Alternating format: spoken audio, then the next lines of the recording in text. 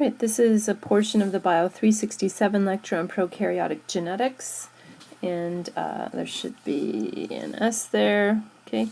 And this is, here I'm going to make a few comments, very few comments about the archaea, and a couple more comments about mobile gene elements. So I don't have a lot to say about archaea and horizontal gene transfer. Most of what I've been talking about, most of what's in your textbook, you'll note, is all about bacteria. This is sort of just the way it goes when it comes to the archaea. We know a lot less about the archaea. Many of them are very hard to culture.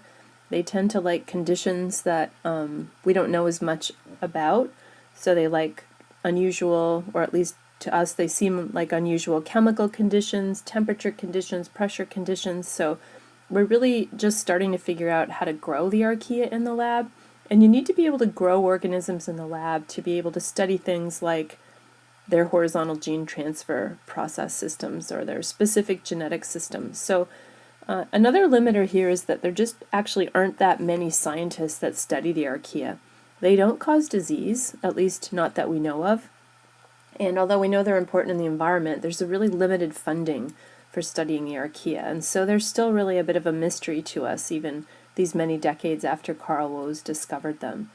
We do know that of the organisms we have in culture, we have been able to isolate a variety of plasmids from archaea, and some of them are conjugative plasmids, so that suggests to us that at least some of them should be able to do conjugation. We know that a handful of model archaeal organisms that can grow in the lab, or that we know how to grow in the lab, can be transformed. So in the lab we can do transformation on some archaea. We think that transduction is relatively rare. Now, in the future, there may be discoveries that disprove that statement, but at least right now, based on studies in the cultured archaea that we do have, we haven't really observed transduction as an important horizontal gene transfer process. Now, we've already talked about the three processes of horizontal gene transfer, in that we've talked about transformation, conjugation, and transduction. But there's more to bacterial genetics than just those three processes. In all prokaryotic cells, and also to a certain degree in eukaryotic cells, there are many mobile DNA elements found, and I've talked about this before in class. These are genetic elements that were discovered first by Barbara McClintock, who was working in corn. She did this discovery back in the 1940s. It took a long time for her to convince people of that, but she was the discoverer. These genetic elements are mobile DNA elements, and they're also referred to as transposable elements, and they can move around in genomes. They can move from plasmids to chromosomes, from chromosomes back to plasmids, move around within plasmids, or move around within chromosomes. And they can also move from organism to organism by riding along on DNA that is transferred horizontally by any of the three processes that we've already discussed. They're important because they introduce genetic variation. They are mutagens. So for example, in humans, a very common mutation that gives rise to hemophilia A is due to a transposon. It's a human example, not a bacterial example, but it's still noteworthy, and the situation is similar in bacteria. There are two major types of mobile genetic elements in bacteria. There are insertion sequences and transposons, and I've described these to you before, so I'm going to go quickly here. Basically, insertion sequences are kind of like baby transposons, ones that haven't acquired additional genes. This is a diagram of an insertion sequence, or also known as a simple transposon. Okay, so here we have the key features to note are that they are palindromic, meaning that there are sort of opposing areas where we have symmetrical sequences. So here, what I mean by that is, like where you have an A here, you have a T here. Where there's an A here, okay, there's a T there, and so on. So that's regions of complementarity. So we have complementarity on either side here, not just between the double-stranded DNA. And those patterns tend to be very characteristic. We can search for them bioinformatically in sequence data. They bracket an area that contains genes that are necessary for transposition, primarily the gene that encodes the enzyme called transposase. This is the enzyme that actually cuts the insertion sequence out and reinserts it in another area. And the way that these things move around is that it's not completely random. They're always going to reinsert within an area, okay, that contains specific sequences of DNA, target sequences of DNA, such as the sequences shown. So a moment ago, these areas, okay, were together. They were intact. And then the DNA, the insertion sequence came along and it cut and it inserted that segment there, splitting this sequence in two. So it's not random, okay? It's not, there is some level of control on it. There is in fact a regulatory protein that affects transposase expression, which is the protein needed to mediate this entire process. So here's a transposition process happening, sequentially, right? There's a transposon, and it could be a simple insertion sequence such as shown before. Here's the host DNA target site. So there's a very particular sequence indicated here in red. The transposase is going to cut here and here, okay? It'll nick the DNA, and then you will have the DNA sort of physically pulling apart. The transposon will come in, and then the DNA synthesis will allow the filling in of these gaps based on complementarity to these regions here. And now you've got sequence here and here that matches what used to be just there, right? So the transposon has inserted, and you've also duplicated this red sequence, so the entire structure is somewhat larger. And over time, every time that transposon moves, you get more of this sequence constructed. As simple insertion sequences move around the genome, they can often acquire additional chunks or segments of DNA, and these can be intact genes.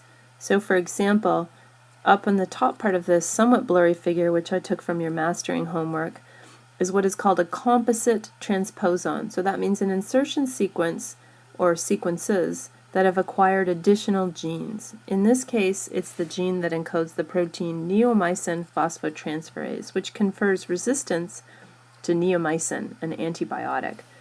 Here we have a composite transposon in its sort of traditional form, where it is flanked by two insertion sequences. Okay? Here transposase is expressed, it's encoded in here, and here it is not for whatever reason. It might be in some and it might not be in others. IR stands for inverted repeat. Those are the little sequences that are outside of the transposon or insertion sequence that we looked at in the previous slide in red.